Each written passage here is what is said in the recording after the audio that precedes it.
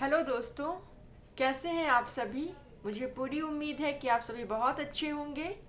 और इसी के साथ आज हम लोग इस वीडियो में यह शेयर करेंगे कि बीए सेमेस्टर सेकंड में हिंदी ऑनर्स, जिसको अब हम कहते हैं हिंदी मेजर के विद्यार्थियों को क्या पढ़ना है और उनके लिए कौन सा मटेरियल सबसे सही होगा।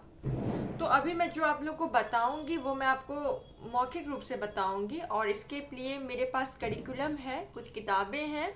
मैं फिर से सभी विद्यार्थियों से, सभी दोस्तों से ये कहूँगी कि आप सभी अपने पास इस वीडियो को देखते समय आप सभी अपने पास एक नोटबुक, एक पेन अपने पास बिल्कुल रखें और इस वीडियो को लास्ट तक सुने। और जहाँ जहाँ आपको इम्पोर्टेंट लगता है उसको प्लीज़ नोट डाउन कर लें, ताकि आपका समय, आपका डेटा फालतू नहीं जाए। तो चलिए हम शुरू करते हैं। बीए सेकेंड सेमेस्टर में हिंदी ऑनर्स के विद्यार्थियों को, जो जिसे अब सेमेस्टर सिस्टम में हिंदी मेजर कहा जाता है, उनको विद्यापति पदावली पढ़नी है, जिसके संपादक रामवृक्ष बेनीपुरी हैं। और विद्यापति पदावली के कुछ आप लोगों को कुछ पद पढ़ने हैं, जिसमें पहला पद है देख देख राधा रूप अपार, दूसरा है जय जय भैरवी, तीसरा है सैसव जीवन दुहु मिली गेल, चौथा है कामिनी करे सनाने, अगला है ए सखी पेखल एक अपरूप, उसके बाद का है कुंज भवन से निकसल रे, इसके बाद है तातर सैकत बार बिंदु राम। जिन पदावलियों की चर्चा मैंने अभी की है, जिन पदों की चर्चा आपसे की है, वो पद आपको विद्यापति पदावली, जिसके संपादक रामवृक्ष बेनीपुरी जी हैं, उस किताब में मिल जाएगी।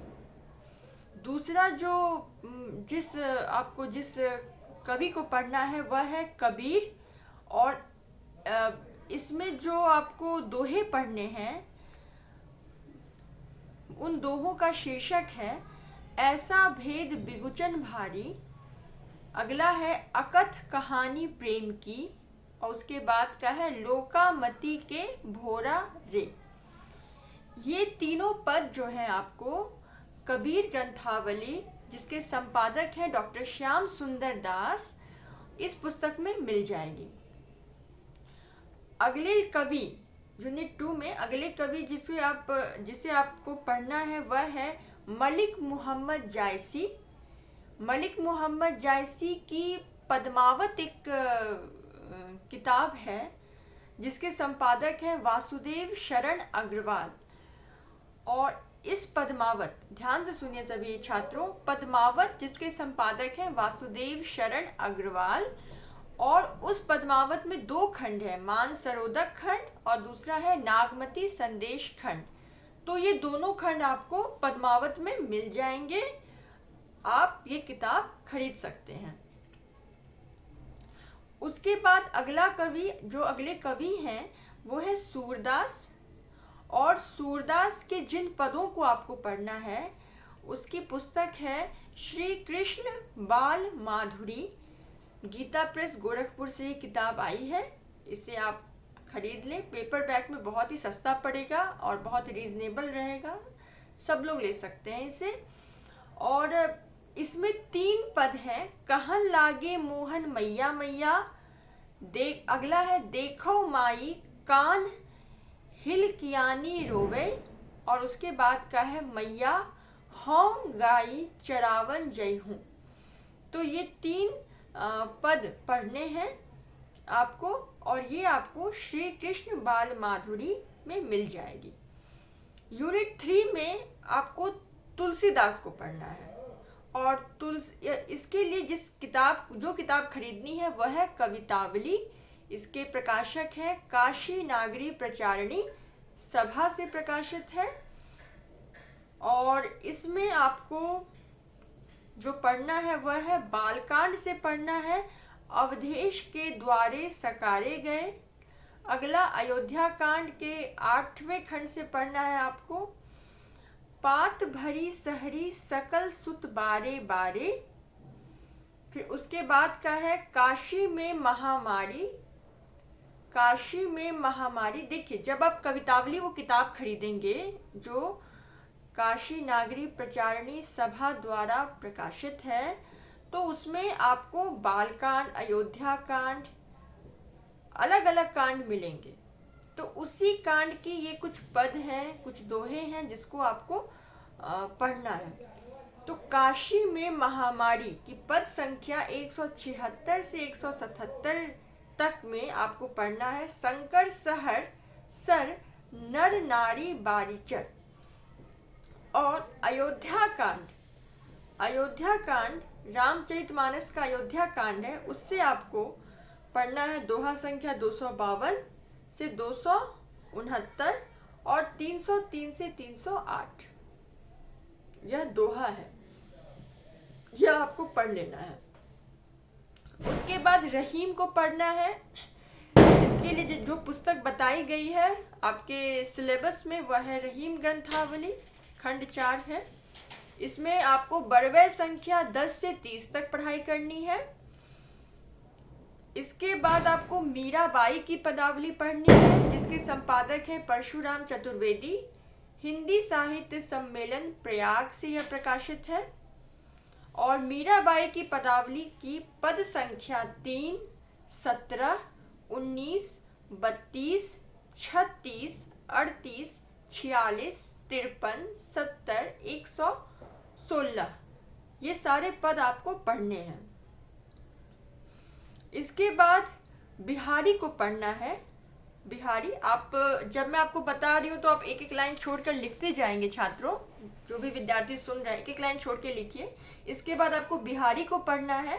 और जो पुस्तक आपको इस्तेमाल करनी है आपके सिलेबस में जो है वह है बिहारी रत्नाकर। इसके संपादक हैं श्री जगन्नाथ दास रत्नाकर।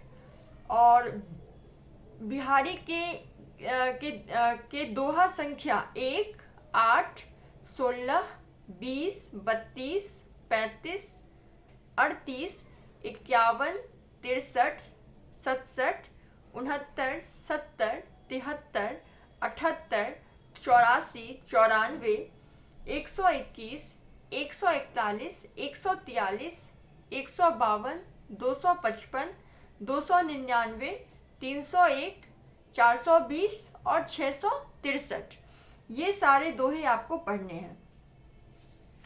इसके बाद आपको घनानंद को पढ़ना है। घनानंद को पढ़ने के लिए आप घनानंद कवित्त की पुस्तक खरीद लीजिएगा, जिसकी भूमिका लिखी जिसके संपादक हैं आचार्य विश्वनाथ प्रसाद मिश्र। और इसमें आपको कवित्त संख्या 7, भय अति निठुर मिटाए पहचानी डारी। कवित्त संख्या 8, हीन भये जल मीन अधीन। कवित्त संख्या 9, मीत सुजान अनीत करो जिन। कवित्त संख्या 10, पहिले घनानंद सिंची सुजान। कवित्त संख्या 13, तब तो छवि पीवत जीवत है। और कवित्त संख्या 14, पहले अपनाए सुजान सने सो। ये सारे कवित्त आपको पढ़ने हैं। इसके बाद का भी है छात्रों, कवित्त संख्या 15, रावरे रूप की रीति अनूप। और कवित्त संख्या 82, अति सूधो स्नेह को मार्ग है। तो और इसके बाद आपको अपने पाठ्यक्रम में जो अगला कवि पढ़ना है वह है, अगले कवि को पढ़ना है वह है रसखान। तो रसखान के मात्र 3 आपको जो है 3 पद पढ़ने हैं। पहला है मानुष हो तो वही रसखानी, बसो ब्रज गोकुल गांव ग्वारन। दूसरा है कान भये बस बांसुरी के, अब कौन सखी हमको चाहिए। और उसके बाद का है मेरो सुभाय चितैबो को माई री लाल निहारी के बंसी बजाए।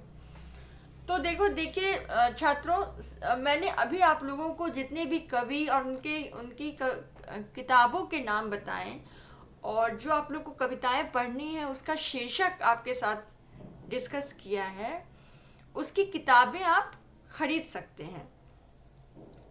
और एक तो आप किताबें खरीद सकते हैं, हो सकता है कि हमारे कुछ ऐसे विद्यार्थी हैं जिनके पास उतने पैसे ना हो कि वो खरीद सके।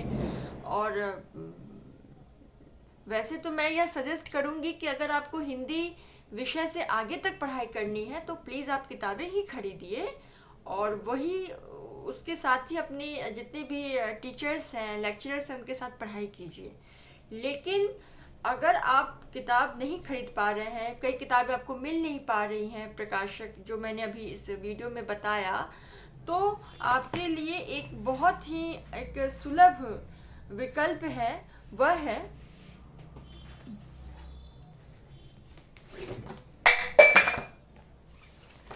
है यह किताब, यह पुस्तक है। यह आप इसका नाम लिख लीजिए, आदिकालीन एवं मध्यकालीन कविता, जिसका संपादन डॉक्टर दिलीप राम ने किया है।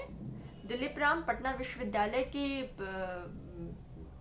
हेड ऑफ द डिपार्टमेंट भी हैं, विभागाध्यक्ष हैं हिंदी विभाग के। आप यह पुस्तक ले सकते हैं, और इस पुस्तक में इसके प्रकाशक है नोवेल्टी एंड कंपनी। और इस पुस्तक में जितने भी आपको अब तक मैंने जो कवि बताए, उनके जो पद बताए, वो सारे कवि और उनके पद संकलित हैं। तो आप इस पुस्तक को ले लें, नोवेल्टी एंड कंपनी की तरफ से प्रकाशित है, पटना में आपको अशोक राजपथ में मिल जाएगा। और कीमत भी इसकी बहुत ज़्यादा नहीं है, और एक ही किताब में आपको सारा का सारा कंटेंट मिल जाएगा। कंटेंट मतलब कि जो भी आपको कविताएं, काव्य पंक्तियां जो भी पढ़नी है वो आपको इस पुस्तक में मिल जाएंगी। तो चलिए, मुझे उम्मीद है कि इस वीडियो से आपको मैं यह जानकारी दे पाई हूँ कि क्या क्या आपको पढ़ना है। अगर इसके बाद भी आपको कुछ पूछना होगा तो आप मुझसे पूछ सकते हैं। धन्यवाद।